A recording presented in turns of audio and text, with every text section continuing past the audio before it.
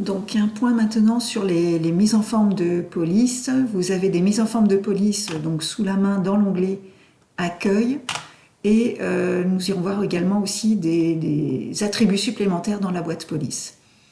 Donc vous avez ici bien entendu vos polices de caractère, vous avez vos tailles, vous avez la possibilité ici soit d'augmenter ou de réduire la taille aussi avec ces boutons.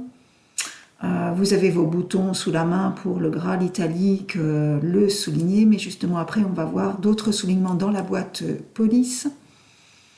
Ce que je vais vous montrer tout de suite, puisqu'on a les raccourcis ici, si vous en aviez besoin, vous avez un bouton indice et un bouton exposant. Donc ici, l'indice, c'est par exemple pour tous les symboles chimiques, H2O, normalement le petit 2 ici n'est pas là, il devrait être écrit, positionné plutôt en plus petit en dessous. Donc je sélectionne le 2 et ici j'ai mon indice. L'indice, voilà, le 2 se met en petit en dessous.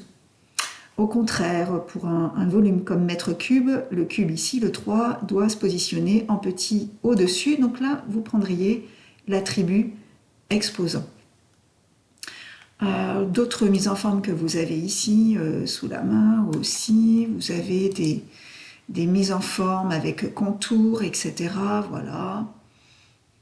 Le surlignage, pourquoi pas, ici, si j'ai besoin de surligner du texte, vous pouvez glisser dessus. C'est comme si vous aviez un stabilo dans la main.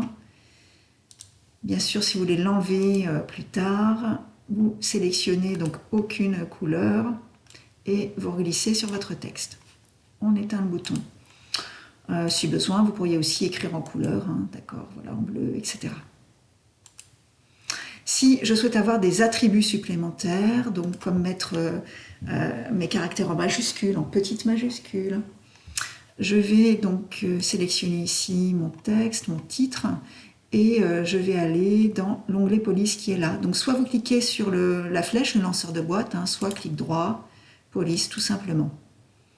Donc vous retrouvez vos attributs de police, etc., tout ce que vous connaissez, et par contre ici, si vous en aviez besoin, soulignement, vous voyez, vous avez soulignement, toute la liste des soulignements. Alors celui qui existe, dont vous aurez besoin sur le premier exercice, soulignement mot, vous voyez, ça permet, si je valide, de se faire un soulignement non continu, soulignement mot par mot.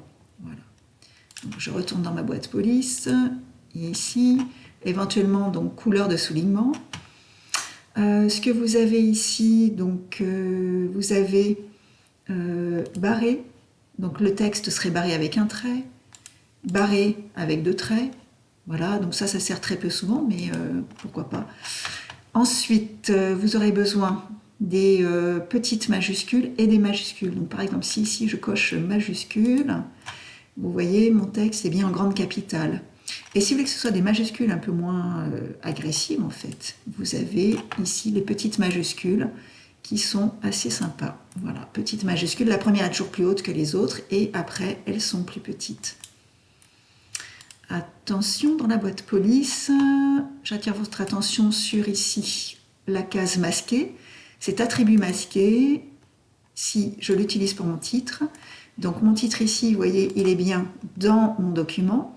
Par contre, si je vais dans l'aperçu avant impression, on va se rendre compte que du coup, ici, mon titre ne serait pas imprimé. C'est-à-dire qu'on peut avoir dans Word du texte que l'on masque, des petits commentaires pour soi, et ne pas les avoir à l'impression.